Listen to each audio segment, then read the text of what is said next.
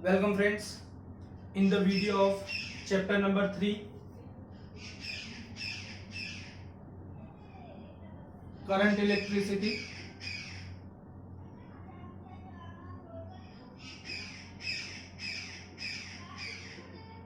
हमने last video के अंदर मेटल का रेजिस्टेंस कैसे आता है और मेटल के अंदर जब भी रेजिस्टेंस मेटल का टेम्परेचर इंक्रीज किया जाए तो टेम्परेचर इंक्रीज करने से मेटल का रेजिस्टेंस क्यों इंक्रीज होता है वो डिस्कस किया था। फ्रेंड्स, आज बहुत ही इंपॉर्टेंट डिस्कशन करने जा रहा हूं जिसका नाम है ड्रिफ्ट वेलोसिटी।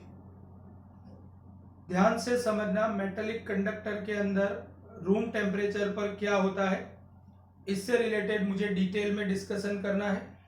तो फ्रेंड्स, इसको डिटेल में डिस्कशन करने के लिए फिर से एक बार हम याद करते हैं कि मेटल का कंस्ट्रक्शन कैसा था। कंस्टिट्यूशन ऑफ मेटल, ध्यान से समझना, कंस्टिट्यूशन ऑफ मेटल जो हम कल ऑलरेडी प्रीवियस वीडियो में डिस्कस कर चुके हैं। कंस्टिट्यूशन ऑफ मेटल कैसा होता है, हमको पता है कि जब भी मेटल का सॉलिडिफिकेशन प्रोसेस होता है तब मेटल के हर एक एटम अपने अपने लेटाइस साइड पर फिक्स अरेंज हो जाते हैं। कंसीडर करो कि कोई मेटल है, जैसे आज मैं मैग्नीशियम से रिलेटेड डिस्कशन कर रहा हूं, या आप एल्यूमिनियम, कॉपर, कोई भी मेटल ले सकते हो। ये मेटल के जितने भी एटम्स होते हैं, ये सारे के सारे एटम्स 3 डायमेंशन में एक पर्टिकुलर अरेंजमेंट, प्रॉपर पैटर्न में अरेंज होते हैं। और जब वो प्रॉपर पैटर्न के अंदर अरेंज होते हैं तो इसका मतलब ये हुआ प्रॉपर पैटर्न में अरेंज होते हैं, तो this is said to be lattice structure of any metal. This is lattice structure of any metal.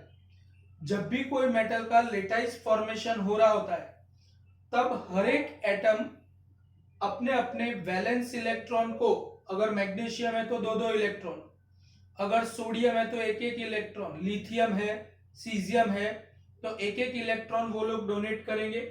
और हर एक एटम अगर इलेक्ट्रॉन को डोनेट कर देगा तो हर एक atom will become positive ions. Each and every atom become positive ions. हर एक एटम यहां पर पॉजिटिव आयंस के तौर पर बन चुका है। याद रखो कि ये पॉजिटिव आयंस कभी भी अपनी पोजीशन छोड़ के एक जगह से दूसरी जगह तक लीनियर ट्रांसलेशनल मोशन नहीं कर सकते, क्योंकि in solid this all atoms are arrange in such a way that they are connected with each other by some metallic bond और ionic bond. It is related to chemistry, but fundamentally one kind of bond से वो सब एक दूसरे के साथ जुड़े हुए होते हैं। अगर सारे के सारे एटम्स यहां पर एक दूसरे के साथ जुड़े हुए हैं, मतलब ये आयंस कभी भी लीनियर ट्रांसलेशनल मोशन नहीं कर सकते। सब एटम्स ने अपने अपने आउटर मोस्ट ऑर्बिट के इलेक्ट्रॉन्स को डोनेट कर दिया है। सबने अपने अपने आउटर मोस्ट ऑर्बिट के इलेक्ट्रॉन्स को डोनेट कर दिया है, मतलब जितने पॉजिटिव आयंस अंदर है उतने ही अमाउंट में यहां पर नेगेटिव इलेक्ट्रॉन्स है। जितने पॉजिटिव आयंस है उतने ही यहां पर नेगेटिव इलेक्ट्रॉन्स होने की वजह से यहां पर ये पूरा का पूरा मेटल का टुकड़ा इलेक्ट्रिकली न्यूट्रल है। ऐसा जो इलेक्ट्रिकली न्यूट्रल टुकड़ा है, ये न्यूट्रल टुकड़े के अंदर इलेक्ट्रिक करंट का कंडक्शन कैसे होता है वो मुझे आपको समझाना है। ये जो इलेक्ट्रॉन्स है, these electron are free from their respective parent atoms. जो पेरेंट एटम है वो पेरेंट एटम का ये इलेक्ट्रॉन्स के ऊपर कोई कंट्रोल नहीं होता है। और अगर पेरेंट एटम का ये इलेक्ट्रॉन पर कोई कंट्रोल नहीं है तो ऑब्वियस है they are said to be free electrons. कोई भी कंडक्टर के अंदर अपने अपने लेटाइस साइड पर फिक्स ऐसे पॉजिटिव आयंस होते हैं और नेगेटिव इलेक्ट्रॉन्स होते हैं। नेगेटिव इलेक्ट्रॉन्स यहां पर फ्री होते हैं, they are allowed to free और they are randomly move incessantly inside this particular hole conductor. So fundamentally you can say that these electrons are free electrons. Friends यहां पर बहुत ही ध्यान से समझना, कंसीडर करो कि अभी मैंने आपको प्रीवियस वीडियो में भी बताया था, आज फिर से एक बार रिपीट कर रहा हूं, अगर मैंने यहां पर टेम्परेचर एब्सोल्यूट जीरो मेंटेन किया है, अगर एब्सोल्यूट जीरो टेम्परेचर मेंटेन किया है तो ऑब्वियस है कि यहां पर according to formula of kinetic energy equal to 3/2 kBT, ये फॉर्मूला के अकॉर्डिंगली अभी कोई भी पार्टिकल के पास कोई भी टाइप की एनर्जी नहीं होगी। अगर इनके पास काइनेटिक एनर्जी नहीं है, because temperature is absolute zero, अगर टेम्परेचर एब्सोल्यूट जीरो है तो इनके पास कोई काइनेटिक एनर्जी नहीं है। अगर काइनेटिक एनर्जी नहीं है तो each and every electrons are stationary as well as ions are also stationary, क्योंकि उनके पास काइनेटिक एनर्जी ही नहीं है। अब क्या होगा, अगर मैं इसका टेम्परेचर इंक्रीज करके रूम टेम्परेचर जितना कर देता हूं तो ऑब्वियस है कि रूम टेम्परेचर मतलब नियर अबाउट 300 केल्विन, और 300 केल्विन टेम्परेचर पर यहां पर इलेक्ट्रॉन्स के पास कुछ ना कुछ काइनेटिक एनर्जी आएगी, आयंस के पास भी काइनेटिक एनर्जी आएगी, लेकिन आयंस सिर्फ अपनी मीन पोजीशन के आसपास ऑसिलेटरी मोशन कर सकते हैं, वो लीनियर ट्रांसलेशनल मोशन नहीं कर सकते। लेकिन ये जो फ्री इलेक्ट्रॉन्स है, ये फ्री इलेक्ट्रॉन्स के पास काइनेटिक एनर्जी आएगी, और अगर फ्री इलेक्ट्रॉन्स के पास काइनेटिक एनर्जी आएगी तो they are free to move anywhere inside this whole conductor. अगर ये इलेक्ट्रॉन्स यहां पर कहीं पर भी मोशन करने के लिए फ्री है, तो सपोज करते हैं कि जैसे कोई एक इलेक्ट्रॉन है जिसको मैंने नाम दिया 1 नंबर का इलेक्ट्रॉन, अब ये इलेक्ट्रॉन ए नाम का इलेक्ट्रॉन है, अगर ये इलेक्ट्रॉन ए इलेक्ट्रॉन है तो यहां पर ये electron random in session motion करेगा, काइनेटिक एनर्जी की वजह से कंसीडर करो कि वो मोशन करते करते ए से बी तक गया, ए से यहां पर आकर के एटम के साथ टकराया, वो मोशन चेंज की, पाथ चेंज किया, फिर से यहां पर गया, फिर यहां से यहां पर गया, फिर वो इस तरीके से कोलिजन करते करते कंसीडर करो कि एट अ रूम टेम्परेचर ए से बी तक जाता है। In short absolute zero temperature पर भी अगर मैंने कोई बैटरी कनेक्ट नहीं की है तो भी कंडक्टर के अंदर due to kinetic energy obtain by the electron, due to temperature, due to heat energy, उनके पास काइनेटिक एनर्जी है, और काइनेटिक एनर्जी की वजह से इलेक्ट्रॉन कोलिजन करते करते मोशन करता है, इलेक्ट्रॉन कोलिजन करते करते मोशन करता है और ए से बी तक जाता है। तो हमारे माइंड में क्वेश्चन ये आएगा कि सर यहां पर एब्सोल्यूट जीरो टेम्परेचर पर, sorry at a room temperature, अगर हमने इलेक्ट्रॉन को कोई भी टाइप की एनर्जी नहीं दी है या कोई भी टाइप की बैटरी यहां पर कनेक्ट नहीं की है, फिर भी यहां पर इलेक्ट्रॉन मोशन करके ए पॉइंट से बी पॉइंट तक जा रहा है, तो इसका मतलब क्या इसके अंदर विदाउट बैटरी करंट जनरेट नहीं हुआ? नहीं बेटा, ध्यान से समझो, यहां पर इलेक्ट्रॉन ए से बी तक गया, एक इलेक्ट्रॉन की मोशन को हमने डिस्कस किया, लेकिन ऑब्वियस है कि यहां पर इलेक्ट्रॉन ए से बी तक भले जा रहा है, लेकिन इस तरीके से बाकी के जो इलेक्ट्रॉन्स होंगे वो भी रैंडम मोशन करेंगे।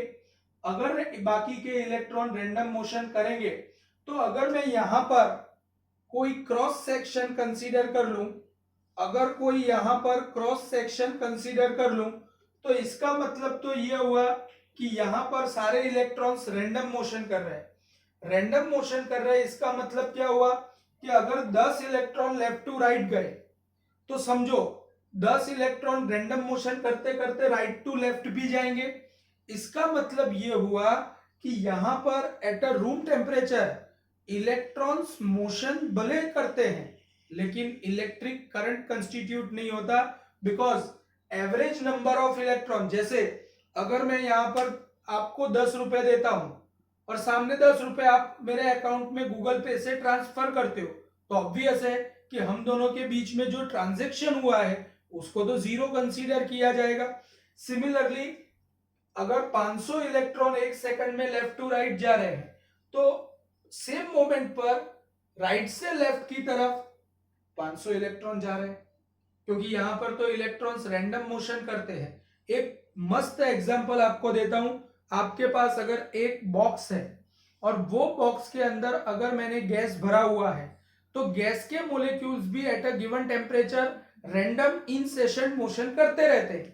लेकिन अगर गैस के molecules random in session motion करते हैं फिर भी बॉक्स मोशन नहीं करता है, क्योंकि अल्टीमेटली जितने मोलिक्यूल्स राइट टू लेफ्ट जाकर के वॉल के साथ टकराते हैं उतने ही मोलिक्यूल्स लेफ्ट टू राइट जाके वॉल के साथ टकराएंगे।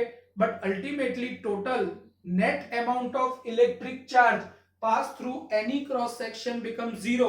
और इसीलिए रूम टेम्परेचर पर अगर आपने बैटरी कनेक्ट नहीं की है तो भी इलेक्ट्रॉन्स मोशन करते हैं, but net amount of charges passing through any cross section of conductor is zero, and due to which we can say that कि यहां पर टोटल इलेक्ट्रिक करंट जीरो होता है। समझ में आ गया फ्रेंड्स? फिर से एक बार, अगर मैं रूम टेम्परेचर कंसीडर करता हूं तो इलेक्ट्रॉन्स मोशन करते हैं, लेकिन net amount of electric charge passing through any cross section is zero, and due to which we can say that कि electrons are moving but electric current is not flowing through it. अब मेरी बात यहां पर ध्यान से समझो। मैं आपको समझाने के लिए एक बहुत ही अच्छा एग्जांपल डिस्कस करता हूं। जैसे मेरी बात समझो, कंसीडर करो कि अभी 15 अगस्त आ रही है। अगर 15 अगस्त के दिन मैंने डिसाइड किया कि जो कोविड पेशेंट थे जो मर गए उनकी याद में मैं शक्तिनाथ से स्टार्ट करके श्रवण क्रॉस रोड तक का एक रोड शो करने वाला हूं।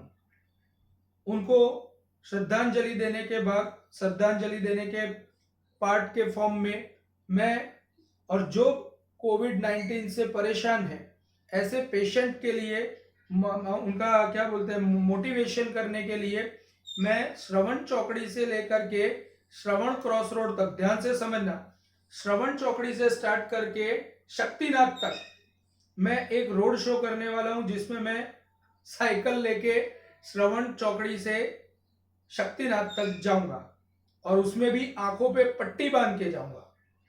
ऐसा शो करने के लिए मुझे ऑब्वियस है प्रैक्टिस की जरूरत पड़ेगी, तो मैंने अभी से प्रैक्टिस स्टार्ट कर दिया है। अगर मैंने अभी से प्रैक्टिस स्टार्ट कर दिया है तो ऐसे केस में अभी तो मैं रोज आंखों पे पट्टी बांध के श्रवण क्रॉस रोड से शक्तिनाथ तक साइकिल चलाते चलाते चलाते जाता हूं और हर एक मोमेंट को मैं अपने माइंड के अंदर एक्सपीरियंस करता हूं कि कहां से टर्न लेना है, कहां पे मुझे खड्डा आने वाला है, कि कहां पर कितने जोर से पैडल मारने हैं, वो रोज मैं एक्सपीरियंस करता हूं। ध्यान से समझना। अब मैंने ऑब्जर्व किया, मैंने नोटिस किया कि अगर मैं श्रवण क्रॉस रोड से शक्तिनाथ तक साइकिल लेके जाता हूं तो एग्जैक्ट मुझे 8 मिनट 37 सेकंड लगते हैं। और मैंने ये प्रैक्टिस भी किया एवरी डे। मैं यही बात को प्रैक्टिस करता हूं कि भाई कहाँ पे मुझे कितने फास्ट पेडल लगाने हैं, कहाँ पे खड्डा आएगा, कहाँ पे बम्प आएगा। और ये प्रैक्टिस मैंने करते करते फाइनली ये डिसाइड कर लिया कि 8 मिनट 37 सेकंड अगर मैं साइकिल चलाता हूं तो एग्जैक्ट श्रवण क्रॉस रोड से शक्तिनाथ सर्कल तक पहुंच जाता हूं, जहां पर मुझे जो मेरा फाइनल डेस्टिनेशन है। अब फ्रेंड्स, जिस दिन ये रोड शो करना था उस दिन कंसीडर करो कि जो डायरेक्शन में मैं साइकिल चला रहा हूं उसी डायरेक्शन में एयर ब्लो कर रहा है, विंड ब्लो कर रहा है, तूफान आया। और तूफान आने की वजह से मेरी साइकिल एक्स्ट्रा ड्रैग हो रही है ड्यू टू विंड। ध्यान से समझना। तो अगर मैं 8 मिनट 37 सेकंड तक साइकिल अगर चलाता हूं तो ऑब्वियस है कि मैं एग्जैक्टली शक्तिनाथ पहुंच पाऊंगा? नहीं पहुंच पाऊंगा। ऐसे केस में मेरी साइकिल शक्तिनाथ से थोड़ी सी आगे निकल गई होगी। अगर मेरी साइकिल शक्तिनाथ से थोड़ी सी आगे निकल गई है तो इसका मतलब ये हुआ कि शक्तिनाथ से लेकर के अगर मैंने एक्स्ट्रा डिस्प्लेसमेंट कंसीडर करो कि वो फाटक तक, या कंसीडर करो कि वो अग्रवाल वड़ा पांव तक किया है, तो ये जो एक्स्ट्रा डिस्प्लेसमेंट मैंने किया, ये मैंने किसकी वजह से किया है? मेरी एनर्जी की वजह से या विंड की एनर्जी की वजह से? ऑब्वियस है, ये एक्स्ट्रा डिस्प्लेसमेंट मैंने जो भी किया है वो विंड की एनर्जी की वजह से है। सेम वे मेरा कहने का मतलब इतना ही है कि अगर मैंने यहां पर कोई बैटरी कनेक्ट नहीं की है, अगर मैंने यहां पर कोई बैटरी कनेक्ट नहीं की है, लेकिन तो ऐसे केस में अगर इलेक्ट्रॉन ए पॉइंट से बी पॉइंट तक जा रहा है, कोलिजन करते करते करते करते रैंडमली मोशन करते करते वो ए से बी तक जा रहा है। अब कंसीडर करो कि यहां पर मैं एक बैटरी अटैच कर देता हूं। अगर मैं यहां पर एक बैटरी अटैच करता हूं, बैटरी का पॉजिटिव टर्मिनल यहां पर है और नेगेटिव टर्मिनल अगर यहां पर है, बैटरी का पॉजिटिव टर्मिनल अगर यहां पर है और बैटरी का नेगेटिव टर्मिनल अगर यहां पर है, तो ऑब्वियस है कि due to external electric field, ये इलेक्ट्रिक फील्ड हमने जो अप्लाई किया, जिसकी वजह से ये पॉजिटिव इलेक्ट्रॉन को अपनी तरफ अट्रैक्ट करेगा, और ये अट्रैक्शन की वजह से जो इलेक्ट्रॉन पहले ए से बी तक पहुंचने वाला था, जो इलेक्ट्रॉन ए से बी तक पहुंचने वाला था, उसकी जगह पर थोड़ा ड्रिफ्ट करके, जैसे मेरी साइकिल विंड की वजह से थोड़ा सा एक्स्ट्रा ड्रिफ्ट करती है, वैसे ही यहां पर इलेक्ट्रॉन एक्स्ट्रा ड्रिफ्ट करेगा due to presence of external electric field. और due to present of extra electric field, electron ने यहां पर जो ड्रिफ्ट किया है, ये ड्रिफ्ट का एक्स्ट्रा डिस्प्लेसमेंट कितना है? तो आप देख सकते हो कि B2B' जितना उसने एक्स्ट्रा डिस्प्लेसमेंट इलेक्ट्रिक फील्ड की डायरेक्शन में किया है। तो पॉजिटिव की तरफ उसने जो एक्स्ट्रा इफेक्टिव डिस्प्लेसमेंट किया है, ये डिस्प्लेसमेंट को अगर टाइम से डिवाइड करो तो आपको जो वेलोसिटी मिलती है उसको बोला जाता है इलेक्ट्रॉन की ड्रिफ्ट वेलोसिटी। फ्रेंड्स, यहां पर ध्यान से समझो, इलेक्ट्रॉन की drift velocity, the velocity gained by electrons related to extra drift or extra effective displacement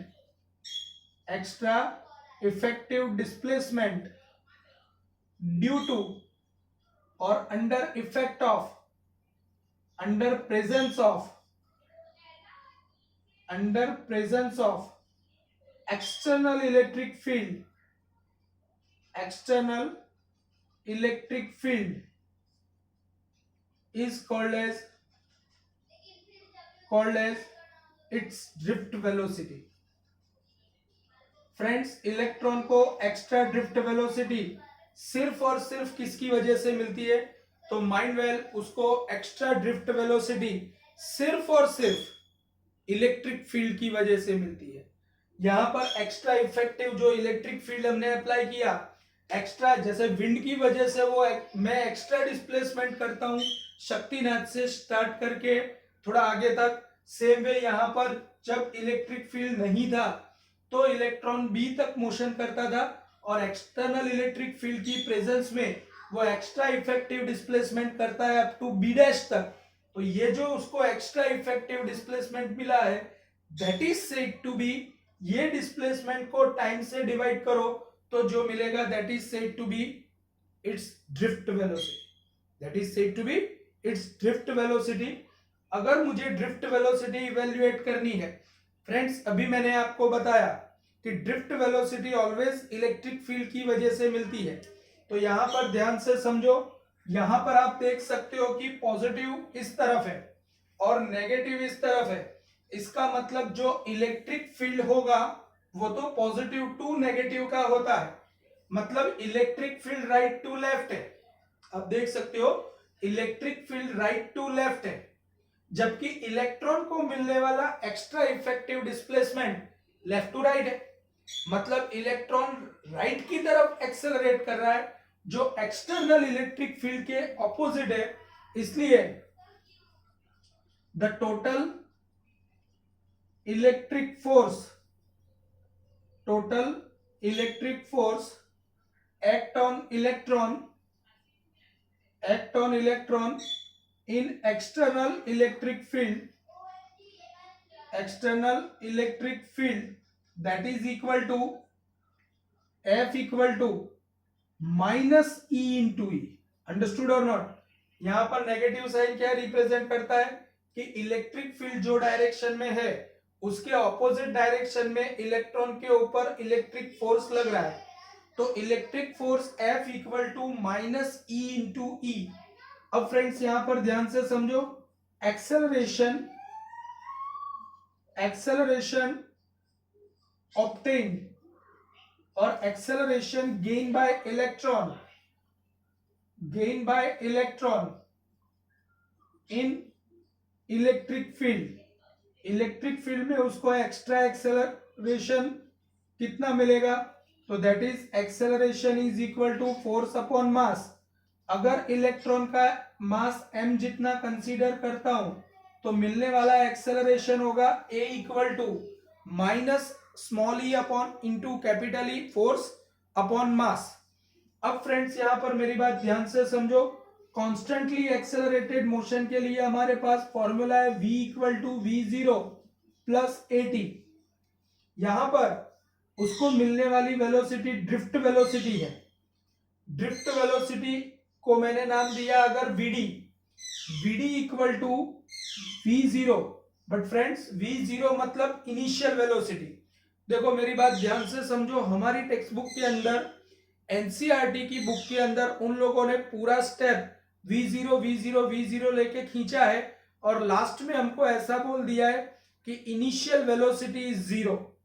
अगर फिर वहां पर उन लोगों ने सब्स्टिट्यूट किया है, मैं शुरुआत से ही इनिशियल वेलोसिटी अगर 0 डाल देता हूं तो 0 plus a equal to minus E into E by m into t time, तो vd equal to drift velocity gain by electron in presence of external electric field, vd equal to minus E into E by m into t. और ये equation का हम बहुत future में हम ये equation की हेल्प लेकर बहुत एक बड़ा डेरिवेशन ऑब्टेन करने वाले हैं। But before that you have to keep in your mind, electron always drift velocity कब गेन करता है? जब एक्सटर्नल इलेक्ट्रिक फील्ड होता है, और एक्सटर्नल इलेक्ट्रिक फील्ड की प्रेजेंस में इलेक्ट्रॉन को जो एक्स्ट्रा डिस्प्लेसमेंट मिलता है उससे रिलेटेड जो वेलोसिटी इवेल्युएट होती है, that is said to be its drift velocity. Thank you very much.